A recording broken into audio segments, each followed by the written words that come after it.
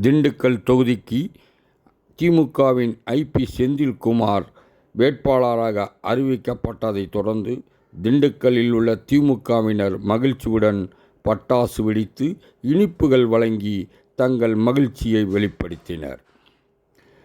திண்டுக்கல் தொகுதியானது ஒவ்வொரு தேர்தலிலும் கூட்டணி கட்சிக்கே தாரை வார்த்து வந்தது. ஆனால் இம்முறை திமுகவினர் அதிமுக களங்காணும் கூடிய திண்டுக்கல் சீனிவாசனை எதிர்த்து பழனி சட்டமன்ற உறுப்பினராக இருந்த ஐ.பி. செந்தில்குமாரை திண்டுக்கல் தொகுதிக்கு வேட்பாளராக அறிவித்தது. இதனால் திண்டுக்கல் தொகுதியானது தமிழகத்தில் பேசும் ஒரு தொகுதியாக மாறிவிட்டது. இதனால் மகிழ்ச்சி வெள்ளத்தில் இருந்த திமுகவினர் நமக்கு திமுக எம்.எல்.ஏ.